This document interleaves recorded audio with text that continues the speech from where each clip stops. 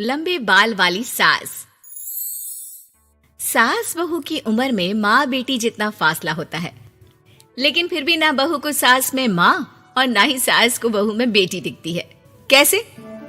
ओहो, ये बाल भी ना संभाले नहीं संभलते, इतने लंबे और काले। देखने वाले तो कहते हैं कि बहू सास और सास बहू लगती है। कौन है ये लोग माँ जी? मुझे तो नहीं दिखते जो सास को बहू समझ रहे हैं।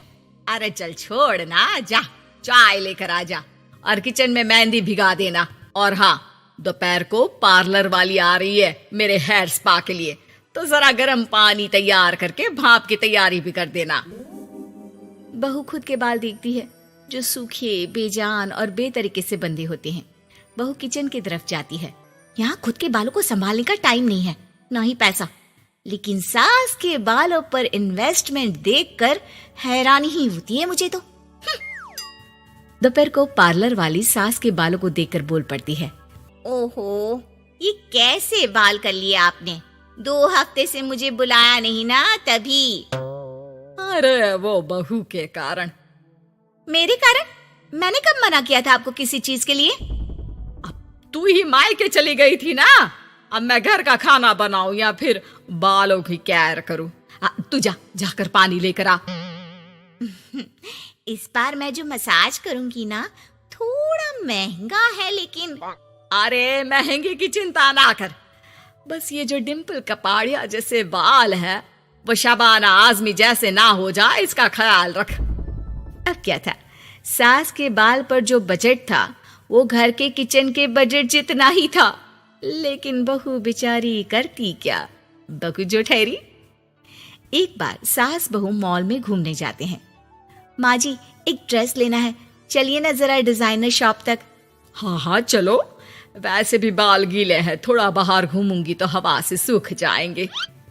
सास बहू दोनों मॉल में घूम रही होती है। सासू माँ, वो रहा मेरा स्टोर। अरे रुक, क्या है ये? जावेद हबीब। अरे चल तो जरा देखे तो। हाँ चल देना माँ जी, बस एक ड्रेस ले लूं।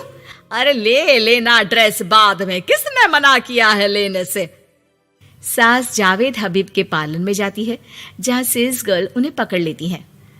अरे कुछ बालों को सुंदर रखने के लिए क्रीम पाउडर दिखाओ ना, वो क्या है ना, थोड़े बेजान लग रहे हैं।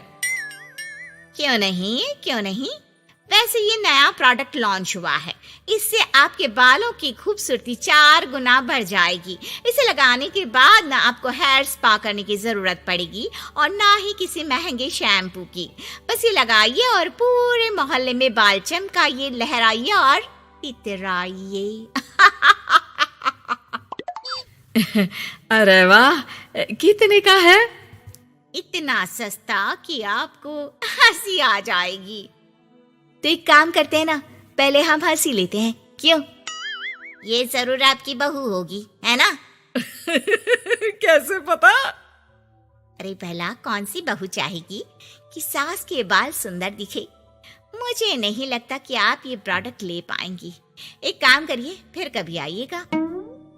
अरे ओए, पैक कर दे इसे, और सुन, 2 पैकेट पैक करना, और आज के बाद किसी सास बहू के बीच लड़ाई लगाने की कोशिश ना करना। सेल्स गर्ल मुस्कुराकर साथ खड़ी दोस्तों को देखती है और सामान पैक कर देती है। उन लोगों के जाने के बाद, देखा मैंने कैसे खेल खेला? बहू मानती तो मुसीबत, और ना मानती तो भी मुसीबत। वहीं सामान लेकर सास भी खुश। बाहर निकलकर बहू से कहती है, अरे वाह बहू, अब देखना मेरे बाल ना और ज्यादा सुंदर हो जाएंगे। अब तो लोग मुझे देखकर जलने लगेंगे। वैसे जलन से याद आया, तुझे भी तो ड्रेस लेनी थी ना, चल ले लेते हैं।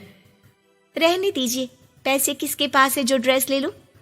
आप तो अपने बाल लहरा लहरा कर इतराइए। मैं कोई पुरानी ड्रेस ही पहन लूंगी।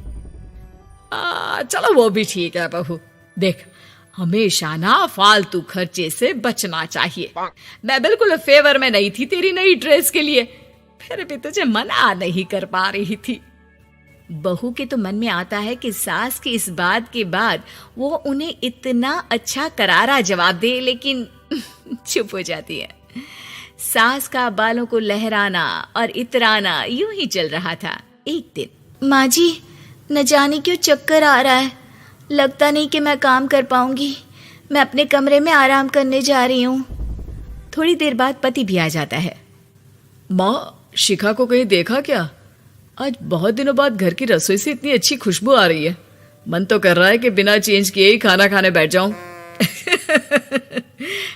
अरे बेटा, खाना आज मैंने बनाया है तो घर तो महकेगा ही।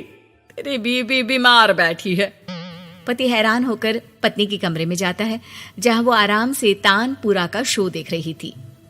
अरे, माँ ने तो बताया कि तुम ठीक नहीं हो, पेट में दर्द है। अरे नहीं, वो ना मेरा फेवरेट म्यूजिक शो आने वाला था।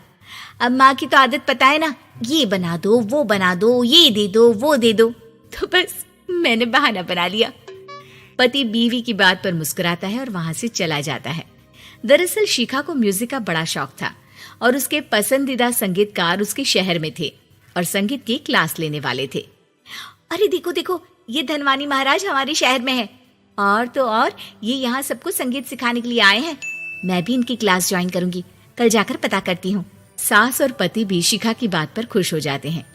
लेकिन अगले रोज जब शिखा वहां से वापस आती है तो उसका मुंह उतरा होता है। अरे क्या हो गया? तेरी शक्ल देखकर क्या उन लोगों ने तुझे लेने से मना कर दिया? पहली बार बहू सास के ताने का कोई जवाब नहीं देती और चुपचाप जाकर कमरे में बैठ जाती है, जहां पति कहता है, अरे क्या हो गया मेरी अनारकली, क्यों मुंह लटका रखा है? अरे कुछ नहीं, बस ऐसे ही। सास कमरे के बाहर जाकर खड़ी हो जाती है। अरे मुझे तो बताओ, क्या हो गया? शिखा रोने लगती है और रोते रोते बताती है कि वो लोग 1 लाख रुपए में कोर्स करा रहे, मैं इतने पैसे कहाँ से लाऊं? पति भी चुप हो जाता है, क्योंकि वो जानता है कि इतने पैसे का तो वो भी इंतजाम नहीं कर पाएगा।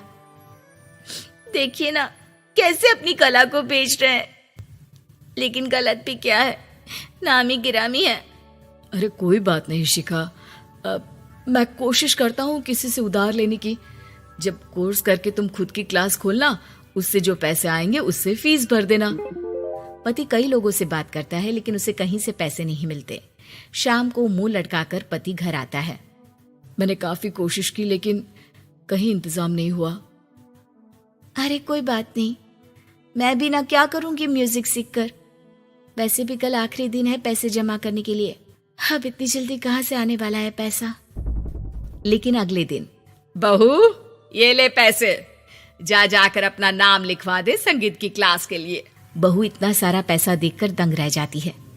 अरे माँ जी, आप कहाँ गई थी अभी, और ये इतने सारे पैसे कहाँ से आए?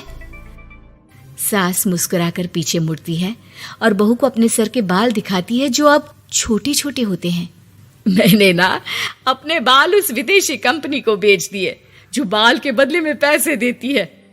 अब मेरे बाल थे ही इतने सुंदर के 1 लाख मिल गए, वरना तेरे बालों का तो कोई 500 भी ना दे। बहू को सास की बात से रोना आ जाता है। वो सास के गले लग जाती है। लेकिन कोई मुझे करोड़ों भी दे ना, तो भी मैं इतनी अच्छी सास ना दूं।